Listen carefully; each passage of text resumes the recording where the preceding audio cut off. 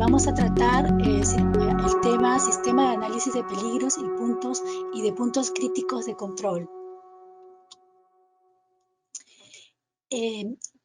Está documentado, el Codex ha documentado direcciones, orientaciones que le llama directrices para la aplicación del sistema HACCP en el documento Principios Generales de Higiene de Alimentos, está como un anexo, ¿no? El objetivo de este sistema es garantizar la inocuidad de los alimentos.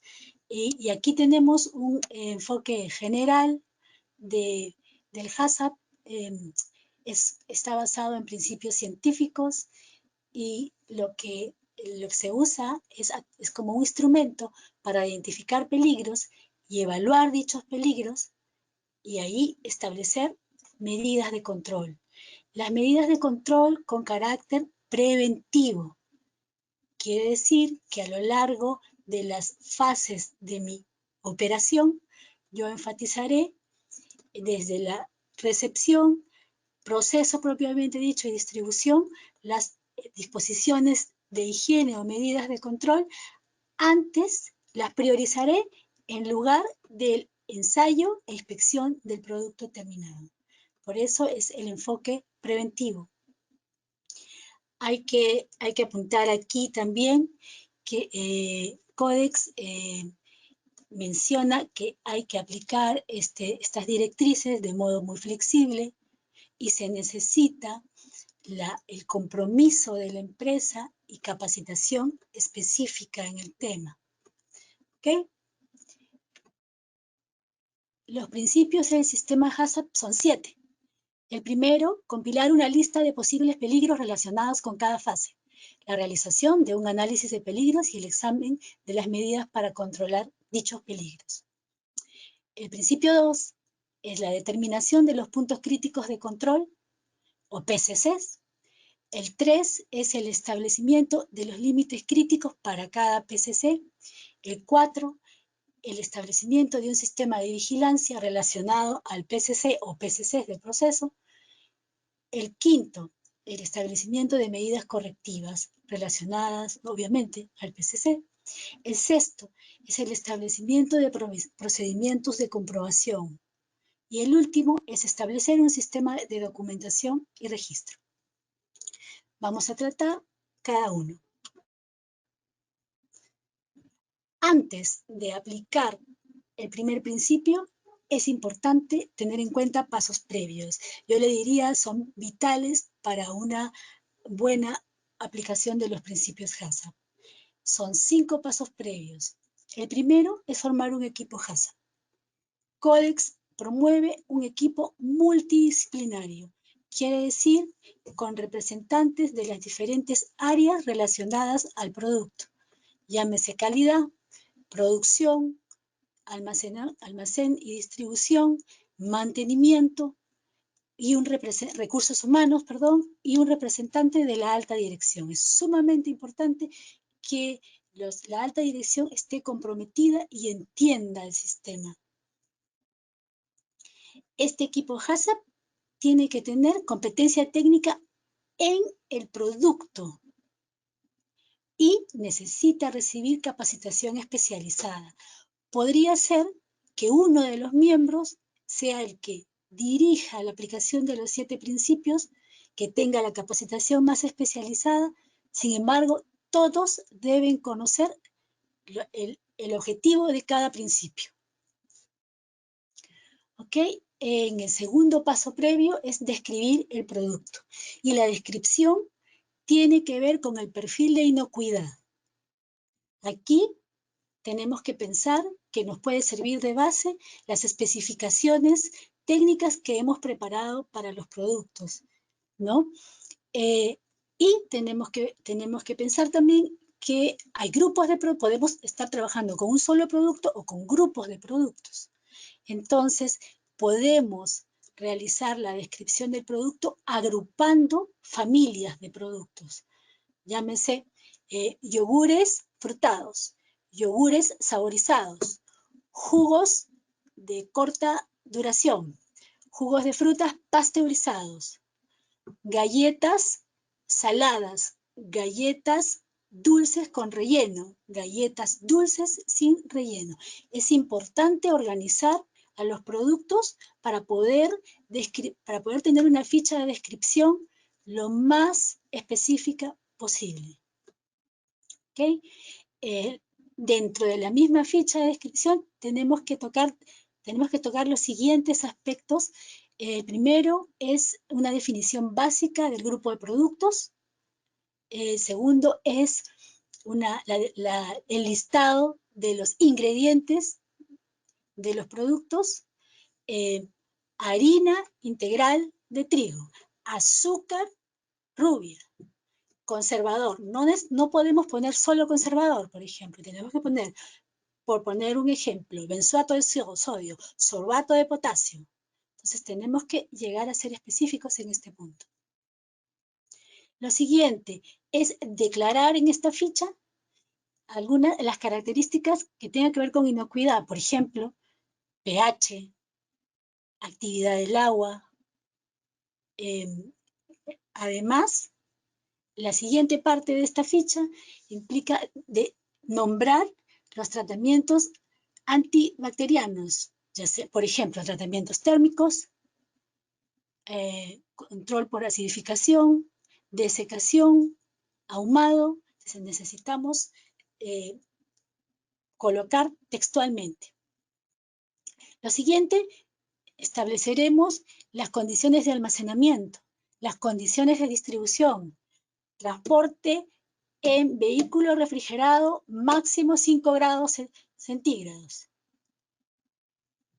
Tenemos que describir el envase, el tipo de envase y el material.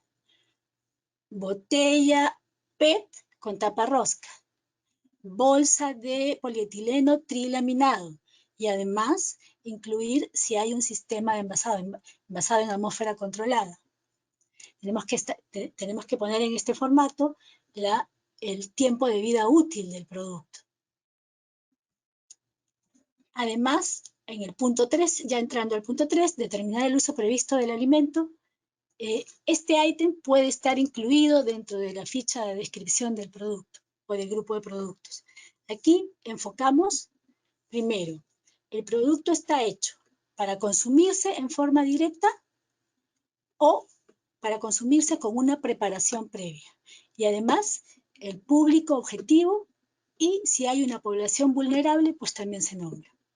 Producto, por ejemplo, listo para consumir, consumo inmediato. Sirve como acompañamiento en ensaladas. Consumo previo tratamiento culinario. Sirve como acompañamiento en sándwich. ¿Okay? La población vulnerable. Producto no apto para población sensible al gluten, celíacos. ¿Okay? Entonces, aquí tenemos el perfil de inocuidad de los productos. Esta ficha técnica, esta ficha de descripción y uso previsto tiene que ser revisada, en principio por calidad, por producción, ¿okay? Y distribución también. Siguiente paso previo es elaborar un diagrama de flujo. En realidad, el diagrama de flujo es un esquema de la secuencia del proceso, es decir, de cada fase de la operación, desde la recepción hasta la distribución. Aquí es importante recalcar algo, hay que delimitar el alcance de la aplicación del HACCP y eso lo hacemos antes de empezar la descripción de producto. Entonces, el diagrama de flujo tiene que tener la secuencia gráfica desde la recepción hasta donde llegue el alcance del HACCP. Aquí es importante, aparte de mencionar las operaciones unitarias, mezclado, pasteurización, envasado, también nombrar las operaciones conexas, las operaciones complementarias.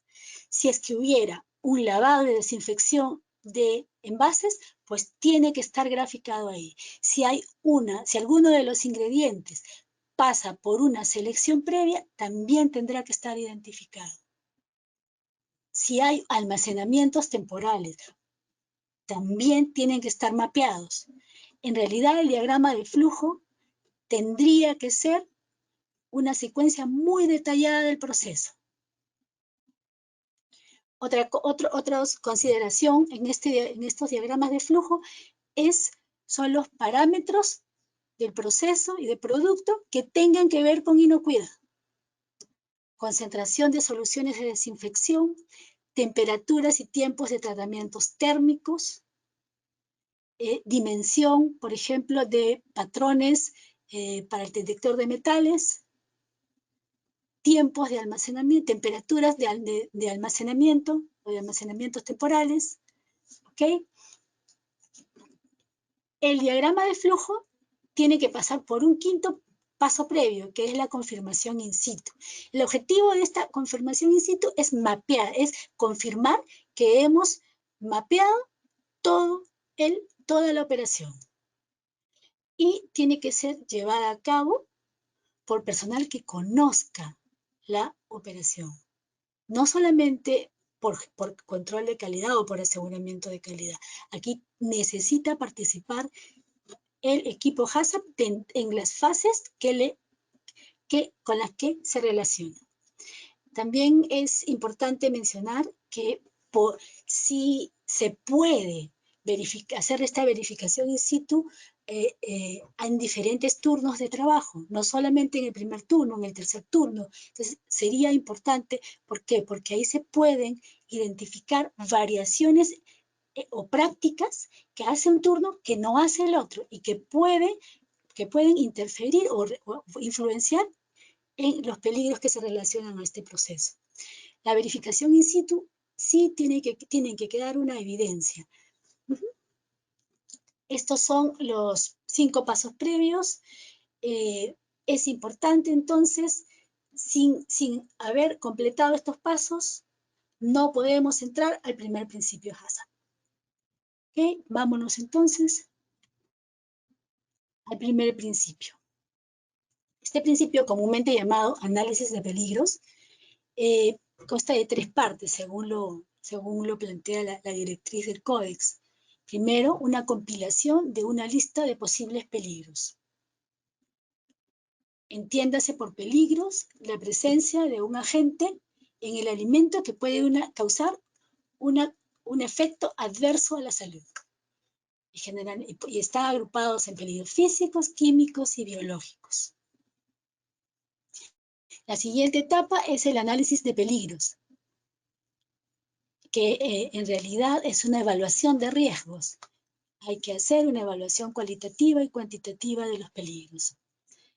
Y la última etapa es establecer las medidas de control que tienen que ver, que están directamente relacionadas a los principios generales de higiene de los alimentos.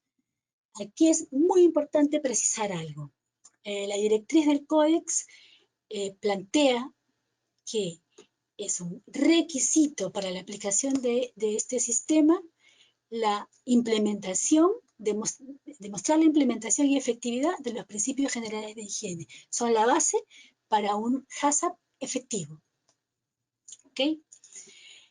Bueno, en este principio 1 hay que tener en cuenta el acceso a información confiable, el acceso a bibliografía técnica y la capacitación muy específica para poder desarrollarlo. Es prácticamente el corazón del plan HACCP. Vamos a retornar a esta primera etapa, la compilación de una lista de posibles peligros. Aquí tenemos que decir que para cada fase que hayamos descrito en el diagrama de flujo, tiene que hacerse estas 3 subetapas. En cuanto a los peligros, en esta primera subetapa, cada peligro tiene que tener nombre y apellido. ¿A qué me refiero? A que tiene que ser muy específico. ¿En qué? ¿Cuál es el peligro? ¿Cuál es el agente? ¿Y cuál es la causa probable? ¿Ok? ¿Okay? Estamos teniendo un perfil muy específico de los peligros. Y para eso necesitamos, como dije hace un ratito, fuentes confiables de información. Déjenme mostrarles algo.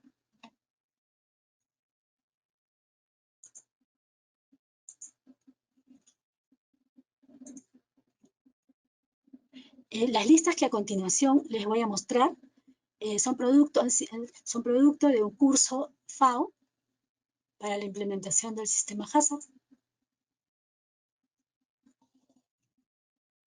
Entonces, aquí les presento listas de peligros biológicos, entre ellos bacterias formadoras de esporas, bacterias no formadoras de esporas, virus y parásitos. Es muy importante conocer la ecología del microorganismo implicado con el alimento, con mi operación.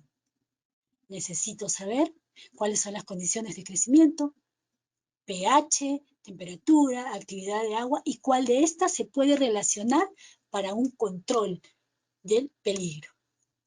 Necesito saber si el alimento en cuestión es un sustrato viable para el microorganismo. Necesito identificar las fuentes de contaminación o las fuentes por las cuales pueden desarrollarse estos microorganismos. Entonces, de esa información yo voy a describir a medida, voy a describir específicamente el peligro. Tenemos que saber qué tipo de enfermedades pueden ocasionar estos microbios para poder así categorizar su gravedad, porque ese es el segundo paso, es el segundo subpaso de este análisis de peligros. Por ejemplo, Clostridium botulinum causa el botulismo, una pequeña cantidad de toxina es letal. Listeria monocitógena es una bacteria no formadora de esporas, puede causar la muerte en neonatos. Okay. Les voy a presentar ahora una lista de peligros químicos. Nuevamente, identificar el efecto sobre la salud. En este caso, puede ser un efecto inmediato o un efecto a largo plazo, es decir, por un consumo consecutivo, con un consumo debido a un hábito de consumo. Los alérgenos, por ejemplo, son de efectos inmediatos. Si hablamos de sustancias químicas añadidas, tenemos a los plaguicidas, que ocasionan efectos acumulados en el tiempo, son carcinogénicos. Hay grupos de plaguicidas carcinogénicos. Okay, entonces, la idea es caracterizar el efecto sobre la salud. Nuevamente, como accedo, es importante tener fuentes confiables de información. Es muy importante. La tercera lista que les presento es la de peligros físicos, ¿no? Hay una gran variedad de agentes físicos aquí, siendo los más peligrosos el vidrio, los restos de metal y plásticos, los que signifiquen material duro que pueda causar lesiones.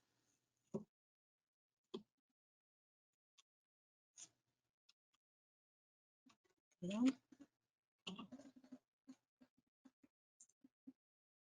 Estamos regresando a la presentación principal.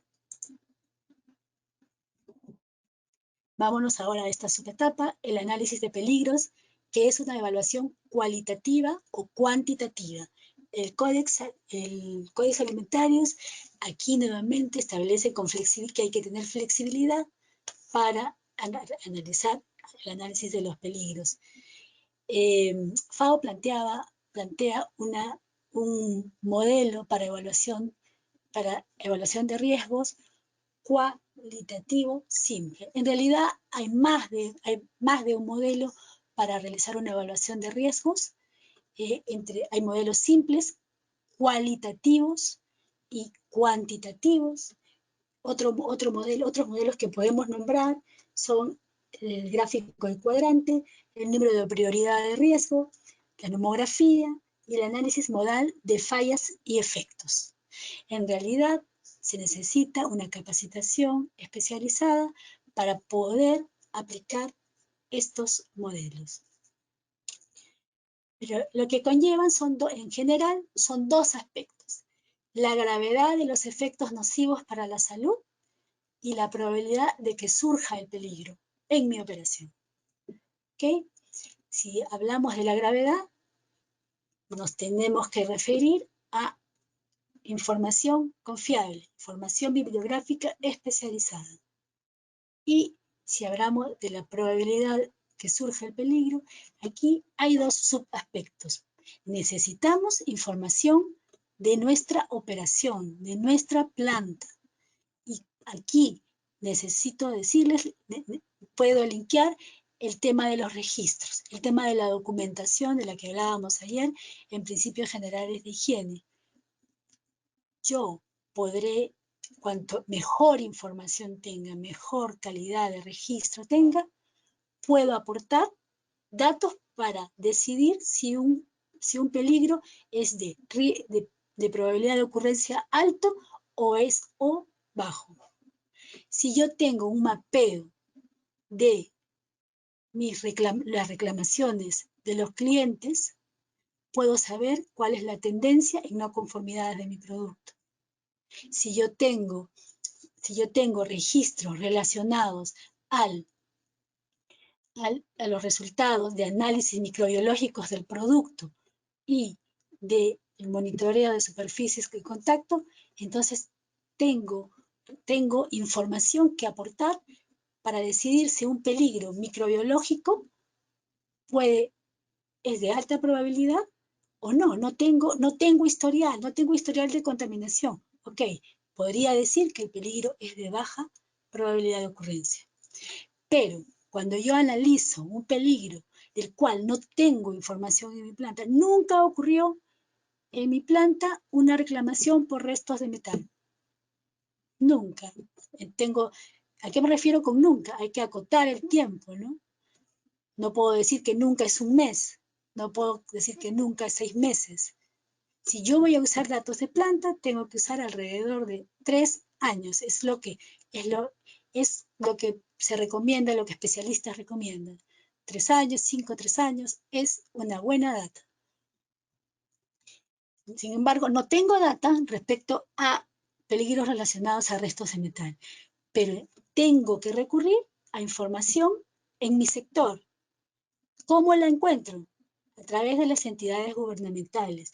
Los ministerios de salud, las entidades de salud de los países publican datos de ocurrencias relativas a la inocuidad.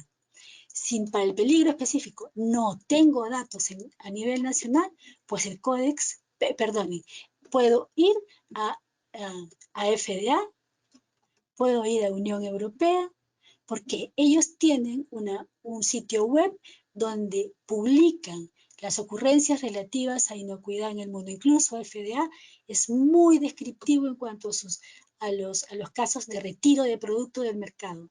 Coloca el nombre de la empresa, el producto, el lote, la causa. Entonces, aquí a este tipo de información me refiero cuando evaluemos la probabilidad que surja un peligro.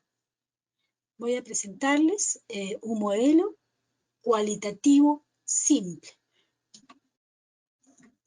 para la evaluación de riesgos. Perdón.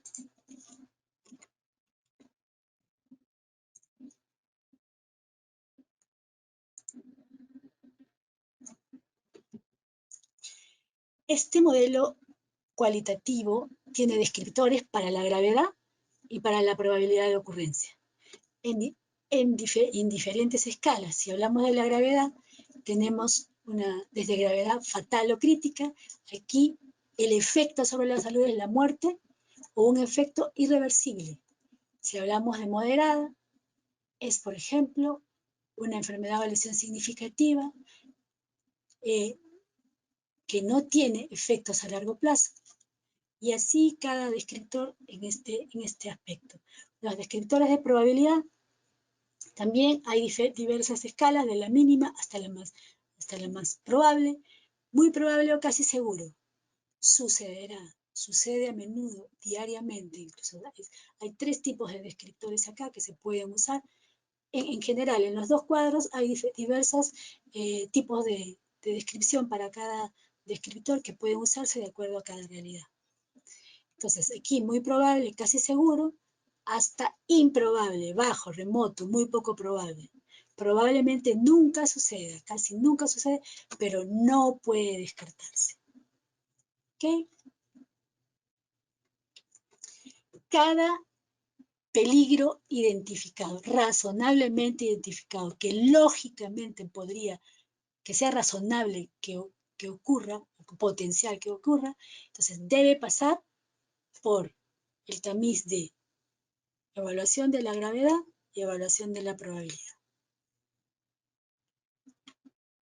Después de esto, para estimar la importancia del peligro, o sea, el riesgo, combinamos la probabilidad con la gravedad. Y entonces, si fuera el caso de una gravedad crítica, por ejemplo, el peligro en alimentos envasados de baja acidez, en lata, presencia, formación de la toxina botulínica, efecto a la salud, la muerte. Este grado de gravedad crítica, fatal. ¿Ok? Probabilidad de ocurrencia. Imaginemos que tengo un sistema con principios generales de higiene eficaz, pues entonces, ¿qué tengo acá? Lo relaciono con medidas de control, tengo un equipo de esterilización con diseño apropiado para el alimento, calibrado, con instrumentos de control, con calibración permanente, tengo parámetros de esterilización validados, probados, entonces tengo probablemente una probabilidad de ocurrencia improbable aquí. Entonces, la importancia del peligro es A, alto.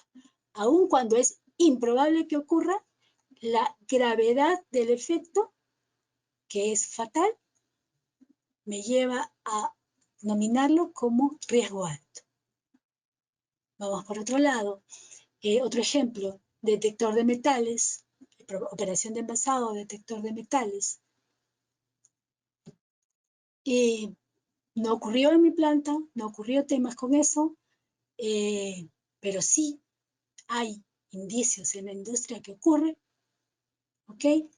Aquí puedo categorizarlo como posible aquí. Y el efecto sobre el efecto sobre la salud, hay una lesión, pero que no va a ser a largo plazo, muy probablemente, entonces es un efecto moderado. ¿Qué tenemos acá? Un riesgo medio.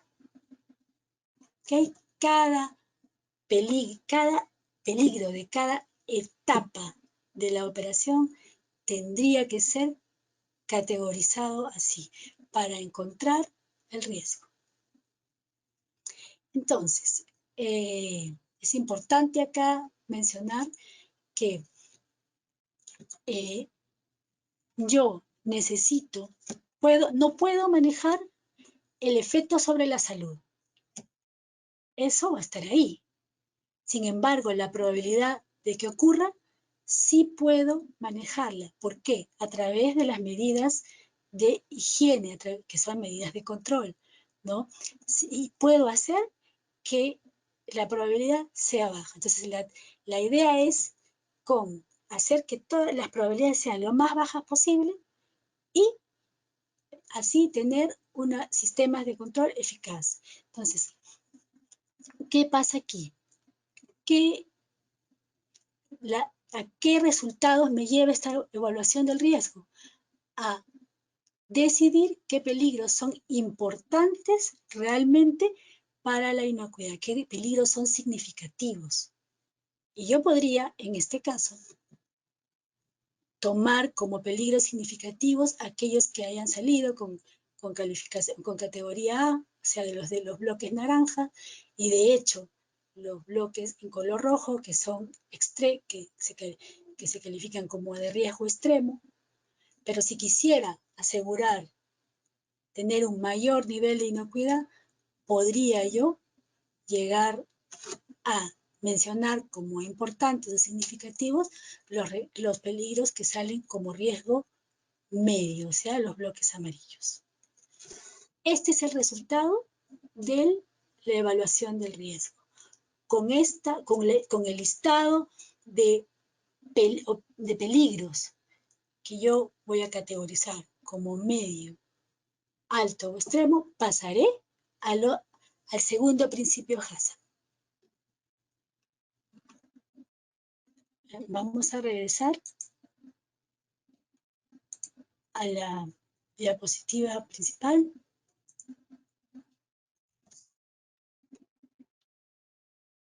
Aquí, importante mencionar las medidas de control. Una vez que yo he establecido los riesgos, pues bueno, para cada peligro, para cada uno específicamente, habrá una medida de control. No puedo, por poner un ejemplo, no puedo poner solo control de proveedores para el caso de un peligro relacionado a materia prima. Tendría que tener la especificación de a qué proveedor, por ejemplo, le va a corresponder una inspección, una inspección sanitaria para verificar el cumplimiento de las medidas de control, a su vez, que haya establecido en su local. ¿A qué proveedor le corresponde análisis, ensayos analíticos por determinado peligro? ¿O a qué proveedor yo básicamente le aceptaré una certificación en seguridad alimentaria? Y las medidas de control tienen que ser muy específicas. ¿Okay? Vamos al principio 2 del sistema HACCP, que es la determinación de los puntos críticos de control. ¿Qué es un PCC? Es una fase en la que puede aplicarse un control que es esencial para prevenir o eliminar un peligro relacionado con la inocuidad de los alimentos o para reducirlo a un nivel aceptable. ¿Qué quiere decir? Que en esta etapa yo voy a reconocer aquellos peligros que necesito eliminar o reducir con miras a la inocuidad del producto. Codex plantea un árbol de decisiones, que es una secuencia lógica de preguntas que enfatiza mucho que hay que aplicarla con flexibilidad y con capacitación de por medio. Antes de pasar a dar un ejemplo del diagrama del árbol de decisiones, procesos característicos que son, operaciones características que son PCC, la pasteurización, esterilización, acidificación y el detector de metales. Vamos a hablar de esto. Voy a ir al árbol de decisiones.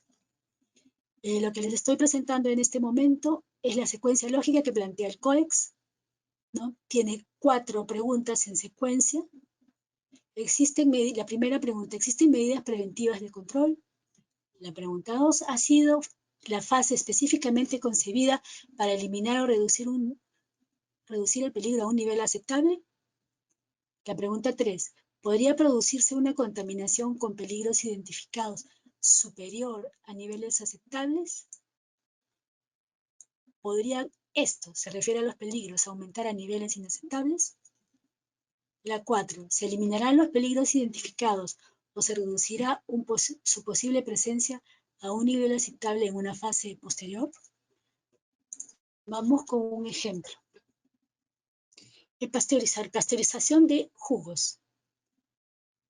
¿Existen medidas preventivas de control? Imaginemos que sí. Tengo un pasteurizador con diseño adecuado, el pasteurizador en flujo, no es en batch, el pasteurizado es en flujo, no es por batch. Tengo instrumentos de control, sensores de temperatura, que están calibrados bajo un programa estricto. Tengo un operador entrenado en la operación del equipo. Tengo el límite, tengo parámetros de trabajo establecidos, aprobados, tengo medidas de control.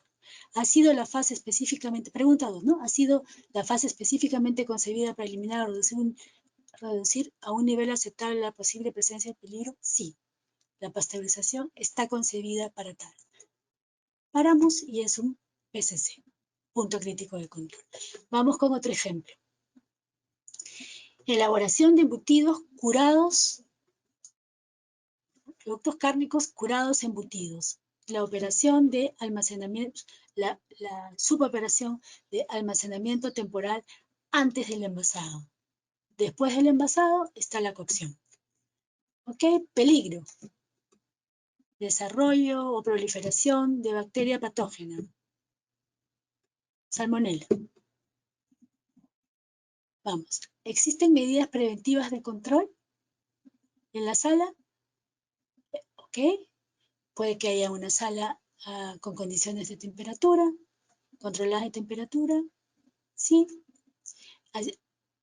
Vamos a la pregunta 2. ¿Ha sido la fase específicamente concebida para eliminar o reducir a un nivel aceptable la posible presencia de un peligro? No. Un almacenamiento temporal de ningún modo ha sido, eso es su objetivo. ¿Ok? Seguimos. Si la pregunta es no, si la respuesta es no, vamos a la pregunta 3.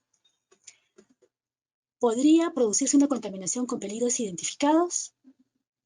No, el peligro que estoy tratando es el de proliferación de bacteria patógena. Entonces me voy a la segunda parte. ¿Podrían estos, el peligro, aumentar a niveles inaceptables? Sí, si es que hay un flujo excesivo de cochecitos con masa para envasar, podría descontrolarse, podría aumentar la temperatura. Y entonces podría empezar el crecimiento microbiano. Acuérdense que estamos tratando de un producto cárnico. ¿Ok? Sí, podría aumentar el peligro. Pregunta 4. ¿Se eliminarán los peligros o se reducirá su posible presencia en una fase posterior? Sí, mencionamos que había una cocción. ¿Ok?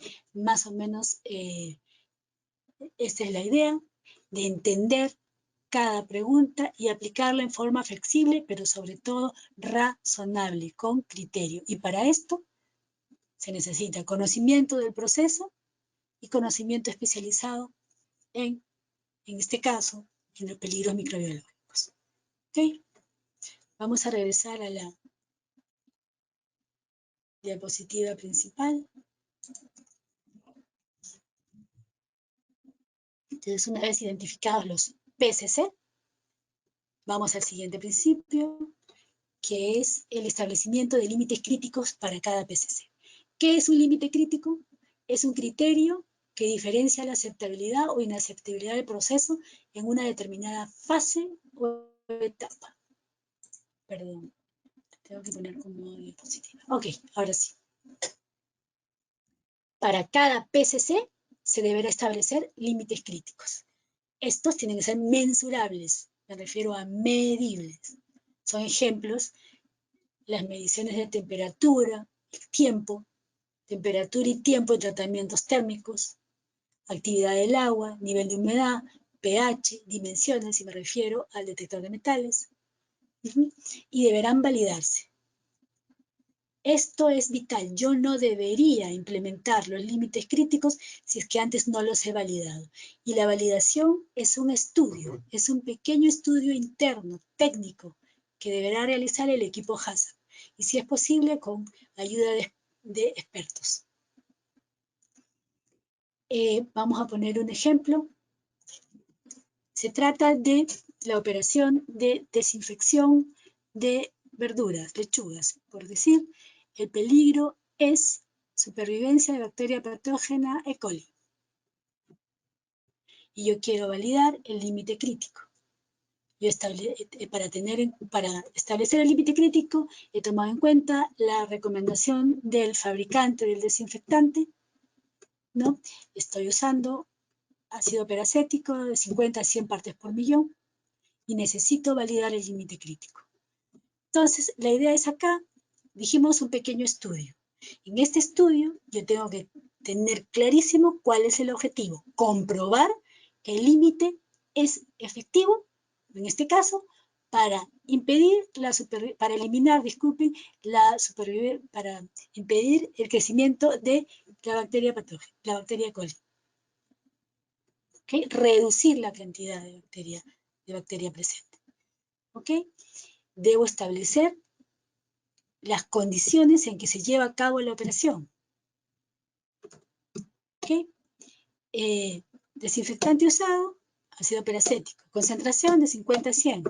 ¿Cómo es la operación propiamente dicha? Es una desinfección batch a batch en pozas de capacidad de 100 litros y en cada poza van 50 unidades de lechuga. ¿Ok? Esa es la caracterización de mi operación. Tengo el método de control de la concentración desinfectante, un método con tiras colorimétricas. Tengo instrumentos graduados para dosificar la cantidad de desinfectante. ¿Okay? Es así como opero. ¿Qué más habría que decir? Que está diseñada para que cada 100, 150 lechugas, digamos que en cada vez que desinfecto son 50 lechugas, cada 150 lechugas se renueva la solución. Entonces, ¿qué tengo que probar? Que justamente la concentración desinfectante es eficaz para ese modo de operación. Entonces, estoy describiendo las condiciones generales de la operación. ¿Qué más? ¿Qué método? Otro aspecto dentro del informe de validación, ¿qué método voy a utilizar para demostrar que el límite crítico de 50 a 100 partes por millón es efectivo? Y obviamente por un tiempo determinado, ¿no? Voy a hacer evaluaciones microbiológicas antes de colocar una carga de lechuga en la poza y después de la desinfección.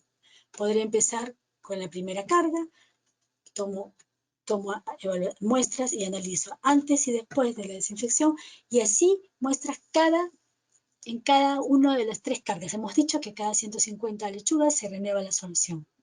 Entonces, la conclusión indicará los resultados. Si los resultados me indican que a 50 partes por millón, si en la tercera carga yo verifiqué la concentración de cloro y a 50 partes por millón sigue habiendo una reducción de carga microbiana que cumpla con la especificación del producto, quiere decir que podría estar validando mi límite crítico. Entonces, todo esto de lo que acabo de decirles va en un reporte de validación. No se acepta una validación que se presente solo un informe de ensayo microbiológico, por ejemplo, para un tratamiento térmico, donde haya la evaluación, la muestra del producto es el producto terminado. No, porque de ahí no refleja los efectos del tratamiento térmico netamente. Entonces, nuevamente, es muy importante validar los límites críticos. Vamos al cuarto principio, que es el establecimiento de un sistema de vigilancia para cada PCC, también llamado monitoreo, y es llevar a cabo una secuencia planificada de observaciones o mediciones de los parámetros de control para evaluar si un PCC está justamente bajo control. ¿Cuáles son los componentes aquí? Las acciones de control, quiere decir el método de control. Puede ser mediciones de los límites críticos, medición de la temperatura, medición del pH, medición de la actividad del agua. ¿Okay? Esos son los métodos de control. La frecuencia, cada qué tiempo yo voy a realizar el control. Personal responsable, capacitado y los registros a usarse. Aquí los registros deberían estar firmados por las personas que efectúan la vigilancia y por los supervisores, ¿no?, encargados de la revisión del proceso. Consideraciones importantes en cuanto al sistema de vigilancia, que es un procedimiento en realidad. El tiempo de obtención de resultados. Y esto se linkea con la idea de que el límite crítico debe ser mensurable, ¿no? Yo no puedo, fácilmente mensurable, perdone. Yo no puedo usar ensayos microbiológicos como métodos de control de un límite crítico o método de vigilancia. porque los resultados no son, la obtención de resultados no es rápido, no podría tomar acciones. El tipo de vigilancia puede ser continua o discontinua, ¿no? Y esto es muy importante también para la obtención de resultados, ¿no?, rápidos. Cuanto más el sistema de vigilancia, cuanto más rápido sea, más práctico, entonces más rápido me va a permitir detectar desviaciones del límite crítico y por lo tanto voy a tomar acción más rápido. La capacitación, vale la pena mencionar acá, la capacitación especializada del personal. No, este personal no es que reciba la misma capacitación que los otros manipuladores de alimentos. No, tiene que ser un vestido hecho a medida. El equipo de vigilancia calibrado, si es que hubiera instrumentos de medición, ¿no? La calibración, ¿no?, va a depender, como lo decíamos ayer, de la naturaleza del producto, del uso previsto del producto, ¿no?, y de el efecto adverso del peligro.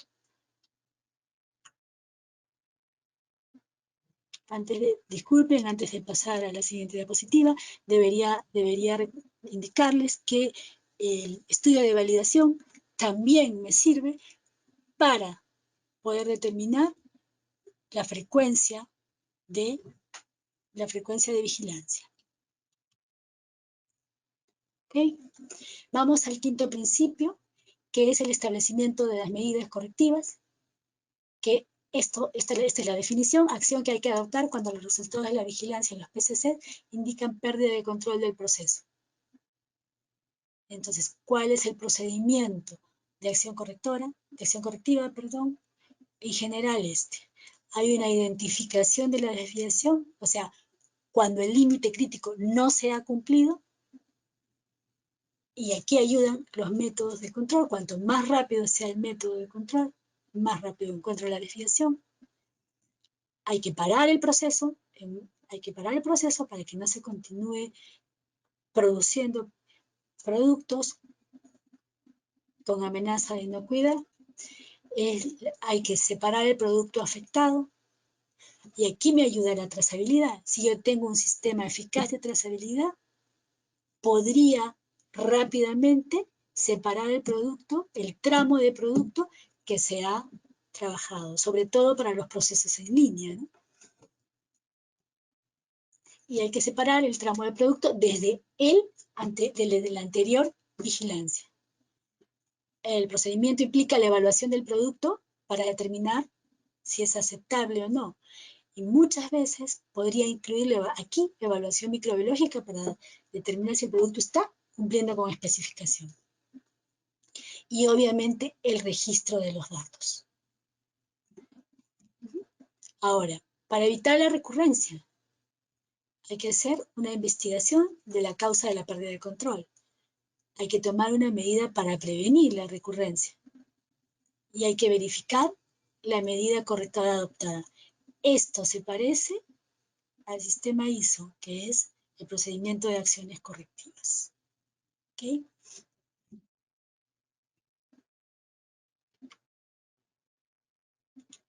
El principio 6, el establecimiento de procedimientos de comprobación.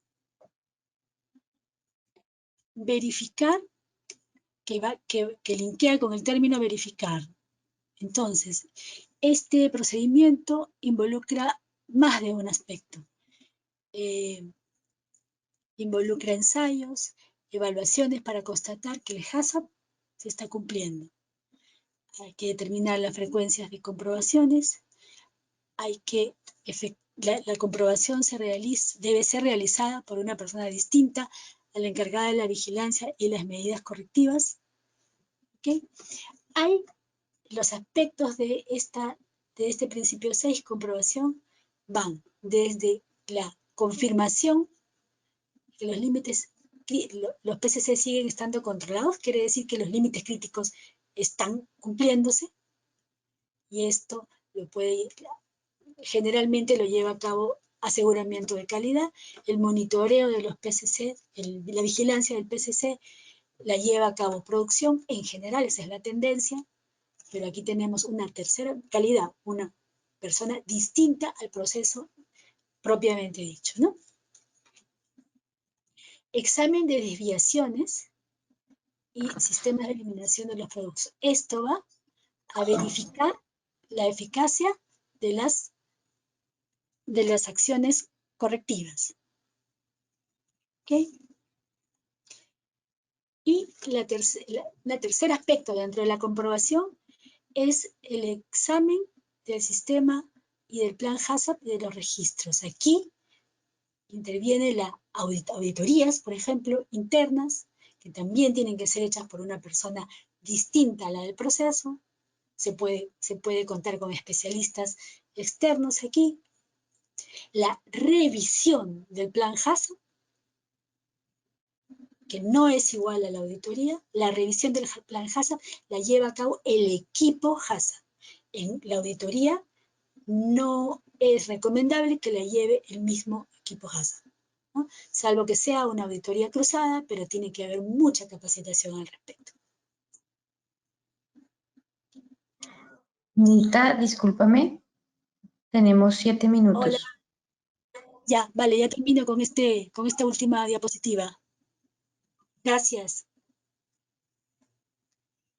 El principio 7 es el último, que es el establecimiento de un sistema de documentación y registro, y esto forma parte del sustento de la aplicación del sistema HACCP. Hay dos niveles aquí, en este principio, la documentación y los registros.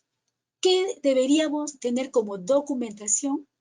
El análisis de peligros y obviamente, incluidos los pasos previos, la conformación del equipo HACCP aquí, el acta de conformación, el documento de conformación del equipo HACCP, la determinación de los PCC, esto quiere decir, de pronto una matriz con las respuestas al árbol de decisiones, la vigilancia, el procedimiento de vigilancia de límites críticos, el procedimiento de acciones correctivas y el procedimiento de verificación. Con esos tres niveles, los tres niveles que acabamos de mencionar. En cuanto a los registros, definitivamente los registros de la vigilancia de los PCC. Si hubieran, suele manejarse dentro de los registros de vigilancia también campos para establecer ahí, para registrar las acciones correctivas. O otras empresas manejan registros específicos, ¿no? Para consignar los resultados de las acciones correctivas. Y las modificaciones que se hagan al sistema HACCP. ¿Cuándo se hace una modificación al sistema HACCP? Cuando hay cambio de fórmula del producto, cuando hay maquinaria nueva, cuando cambió la regulación alimentaria